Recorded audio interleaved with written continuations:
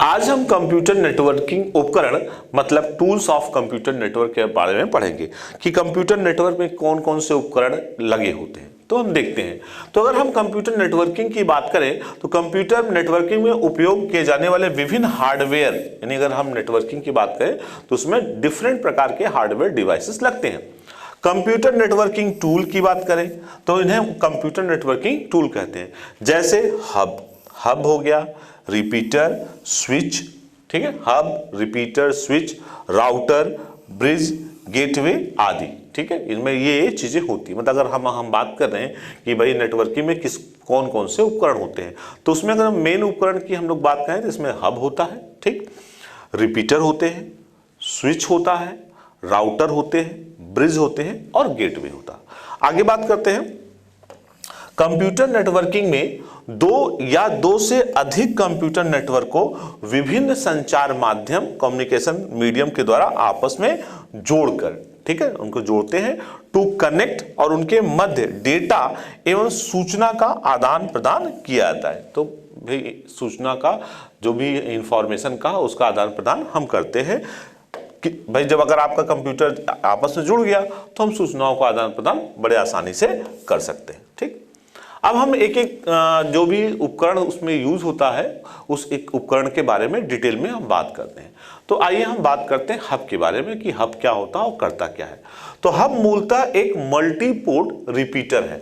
Hub क्या है? Multi port repeater. Hub जो है उसमें कई पोर्ट्स होते हैं और एक तरह से रिपीटिंग का काम करता है। रिपीट मतलब जैसे कोई चीज है वो इंफॉर्मेशन आया और फिर उसने रिपीट कर दिया, ठीक। और जो विभिन्न हार्डवेयर उपकरणों डिवाइसेस को आपस में जोड़ने के लिए प्रयोग किया जाता है, इसकी मदद से हम डिफरेंट हार्डवेयर उपकरण को जोड़ते हैं।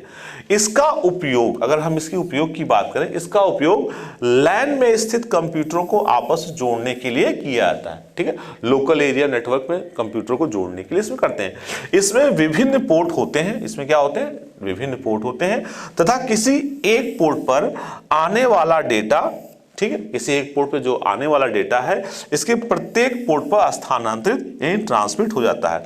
एक पोर्ट पर जो इंफॉर्मेशन आता है वो सारे पोर्ट पर क्या हो जाते हैं? ट्रांसमिट हो जाते हैं, ठीक। आगे बात करते हैं, इस प्रकार यह कहा जा सकता है कि हब डेटा को मार्ग यानी पाथ प्रदान करता है। यानी हम इस तरह कर सकते हैं कि जो हब है, हब एक तरह से डेटा को पाथ देता है, यानी रास्ता देता है कि अगर एक जगह आ गया तो उसको हर जगह वो भेज देगा, ठीक है। हब के साथ ये था कि हब जो है एक मतलब कि जैसे ये जो है आपका फिजिकल लेयर पे काम करता है। फिजिकल लेयर पे काम करता है। अगर हम OSI की लेयर अगर आप जानते होंगे तो उससे जो पहली लेयर है फिजिकल लेयर। फिजिकल लेयर का मतलब है कि हम केवल हार्डवेयर संबंधित चीजों पर ही बात करते हैं। देखिए, तो डेटा का आदान प्रदान करने के लिए हब दो या दो से अधिक कंप्यूटर नेटवर्क को आपस में जोड़ता है। दो या दो से अधिक कंप्यूटर को क्या करेगा? जोड़ेगा। अगर हब की बात करें, हब OSI मॉडल की फिजिकल लेयर पर कार्य करता है। एग्जाम में कई बार क्वेश्चन पूछते हैं कि हब किस लेयर पर काम करता है, तो ये अगर हम OSI मॉडल जानते हैं तो उसमें जो अगर लेयर की बात करें तो 7 लेयर होते हैं। तो 7 लेयर में जो पहला लेयर होता है, जो सबसे इनिशियल लेयर होता है, वो होता है फिजिकल लेयर। तो अगर हम बात करें तो हब किस लेयर पर काम करता है? बताइए। बिल्कुल सही, हब आपका फिजिकल लेयर पर कार्य करता है। आगे, यह मुख्यतः संदेश मैसेज को प्रसारित यानी ट्रांसमिट करता है। यानी इस हब का जो मेन काम है ये क्या है? ट्रांसमिट करना। किसको ट्रांसमिट करना? मैसेज को ट्रांसमिट करना। आगे बात करते हैं, हब एक गैर बुद्धिमान, नॉन इंटेलिजेंट। हब जो है गैर बुद्धिमान इसलिए कहा गया है कि जो मिला उसको दे दिया, उसमें उसने कोई फिल्टरिंग नहीं किया या उसमें किसी प्रकार कोई कंट्रोलिंग नहीं किया, इसलिए इसे हम बोलते हैं नॉन इंटेलिजेंट। भाई जो इंटेलिजेंट लोग हैं वो क्या करें? केवल उतना ही चीज देंगे जितनी जरूरत है, ठीक। तो नेटवर्क उपकरण डिवाइस है जो सभी पोर्ट्स को संदेशों मैसेज को भेजता है। यानी कि जैसे पूरा का पूरा इंफॉर्मेशन मिला वैसे वैसे पूरा का पूरा उसने ट्रांसमिट कर दिया। तो इसलिए हम इसे नॉन इंटेलिजेंट भी कहते हैं, क्योंकि उसने कोई फिल्टरिंग भी नहीं किया, ना उसमें कुछ उसमें लॉजिक लगाया, तो इसलिए हम कहते हैं, ठीक है। आगे बात करते हैं, हब में ट्रांसमिशन मोड हाफ डुप्लेक्स होता है। हाफ डुप्लेक्स अगर हमने आपने इससे पहले हमने पढ़ाया था, आप देखेंगे हमारे प्रीवियस वीडियो में, duplex, half duplex. Half duplex में क्या होता है कि एक सेंडर होता है, एक रिसीवर होता है। सेंडर इंफॉर्मेशन को भेज सकता है और रिसीवर उसको रिसीव कर सकता है। हाफ डुप्लेक्स में क्या होगा, सेंडर जब भेजेगा तो रिसीवर उसको रिसीव कर लेगा। उस समय दोनों पैरेलल नहीं कर सकते कि सेंडर भेज भी रहा हो, रिसीवर रिसीव भी कर रहा हो और भेज भी रहा हो, ऐसा नहीं। तो इसमें क्या होता है कि आपका हाफ डुप्लेक्स में क्या होता है, सेंडर जब भेजेगा तो रिसीवर उसको रिसीव करेगा। हाँ, रिसीवर जब भेजेगा मतलब कि दूसरा पोर्ट, दो एंड है, एक भेजने वाला एक सेंडर, दूसरा रिसीवर, तो दोनों आपस में भेज सकते हैं लेकिन एक साथ नहीं भेज सकते। ठीक है, तो यह निष्क्रिय उपकरण यानी पैसिव डिवाइस होता है। आगे हब की बात करें, हब में प्रायः सभी पोर्ट यानी पोर्टों की संख्या 4/12 से कम होती है, 4 से लेकर 12 तक होगी, इससे या कम होगी। आगे बात करते हैं, हब डेटा को अग्रेसित यानी फॉरवर्डिंग करता है। क्या करता है, हब जो है डेटा को आगे फॉरवर्ड करता है, किंतु फिल्टर नहीं करता, यानी इसमें किसी प्रकार की फिल्टरिंग नहीं होती है।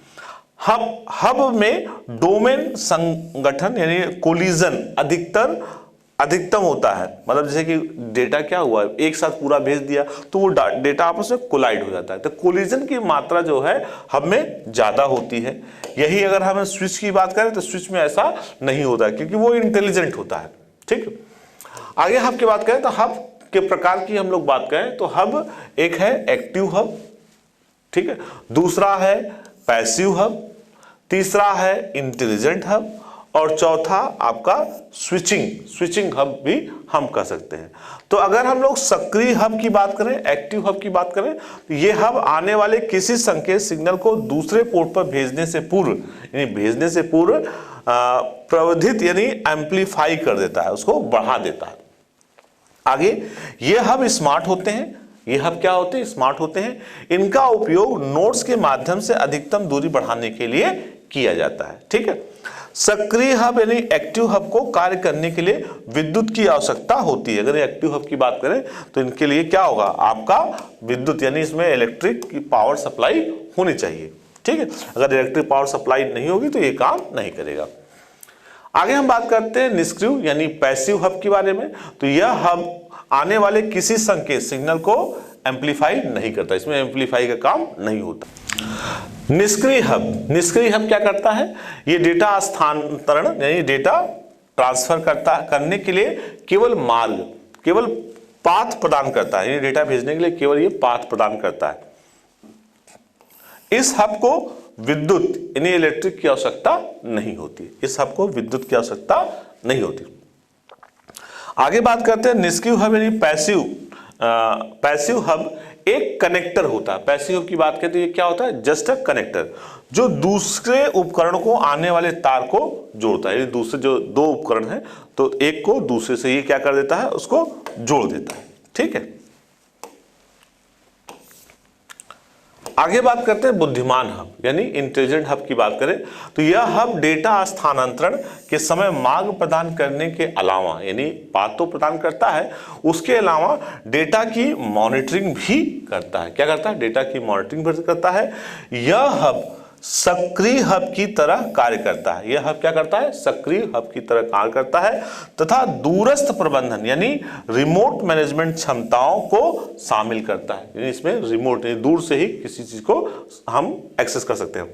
यह हब नेटवर्क युक्ति यानी नेटवर्क डिवाइस को लचीला डेटा दर, ठीक है, लचीला डेटा दर प्रदान करता है। तो चूंकि ये इंटेलिजेंट है तो इसमें कुछ ना कुछ फिल्टरिंग होती है। ठीक है,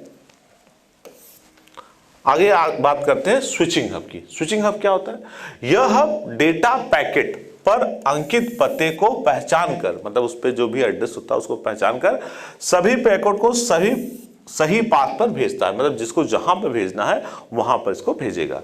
तो अगर स्विचिंग की बात करें तो एक स्विचिंग हब कई मीडिया जैसे यूटीपी फाइबर और कोएक्सियल केबल के साथ कार्य कर सकता है। अगर स्विचिंग की बात करें तो यह कई अलग अलग मीडिया के साथ एक साथ काम कर सकता है। स्विचिंग हब एक रूटिंग क्षमताएं यानी रूटिंग कैपेबिलिटी भी होती है। रूटिंग या राउटिंग बोले, जिसमें हम मार्ग को बता सकते हैं कहां कहां ये जाएगा। आगे यह हब एक विस्तारित बैंडविड्थ यानी एक्सपेंडेड बैंडविड्थ प्रदान करता है। यह हब क्या करता है, एक एक्सपेंडेड बैंडविड्थ प्रदान करता है। ठीक है, एक्सपेंडेड बैंडविड्थ प्रदान करता है। आगे बात करते हैं रिपीटर। रिपीटर जैसे नाम से ही बता, रिपीटर मतलब रिपीट करेगा। किस चीज को रिपीट करेगा? डेटा को रिपीट करेगा। तो अगर रिपीटर की बात करें तो एग्जाम में ये भी कई बार क्वेश्चन पूछा था, रिपीटर किस लेयर पे काम करते हैं? तो हब आपका किस लेयर पे काम करता है? फिजिकल लेयर पे काम करता है। लेकिन स्विच की बात करें तो स्विच किस लेयर पे काम करता है? डेटा लिंक लेयर पे करता है। सेम उसी प्रकार रिपीटर भी OSI मॉडल के फिजिकल लेयर पर कार्य करते हैं। फिजिकल लेयर पर जो काम करते हैं वो एक तरह से एक्चुअल में सिर्फ डिवाइसेस जुड़े होते हैं, ठीक है। तो कार्य करते हैं। रिपीटर एक प्रकार का हार्डवेयर उपकरण है, हार्डवेयर डिवाइस। रिपीटर क्या है? Repeater is just like a hardware device, जिसका उपयोग डेटा संकेतों यानी डेटा सिग्नल को बूस्ट तथा रीजनरेट करने के लिए किया जाता है। इसको क्या करते हैं? रीजनरेट और फिर से जनरेट करते हैं।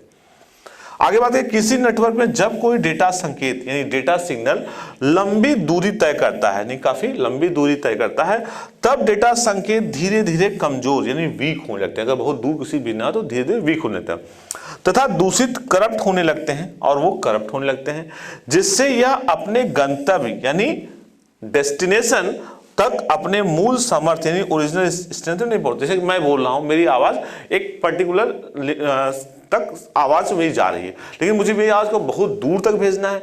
तो मेरी आवाज क्या किसी की भी आवाज, जैसे हम लोग स्पीकर लगाते हैं या लाउड स्पीकर लगाते हैं, तो लाउड स्पीकर क्या करता है? आपकी आवाज को एक फिर से रीजनरेट करके रिपीट करके दूर तक पहुंचाता है। सेम वही काम यहाँ रिपीटर करता है, यानी आप जो भी बोलेंगे उसको एम्पलीफाई करके, उसको रिपीट करके दूर तक यह भेजता है। तो अब यदि रिपीटर का उपयोग किया जाए तो यह डेटा संकेत को बिट बाय बिट रीजनरेट, जो भी आपका डेटा होगा बिट बाय बिट उसको रीजनरेट करके इसके मूल सामर्थ्य यानी ओरिजिनल इंस्टेंस में गंतव्य डेस्टिनेशन तक पहुंचा देता है। यानी उसको बार बार रिपीट करके जो भी जहां पे आपको पहुंचाना है वहां तक पहुंचा देता है।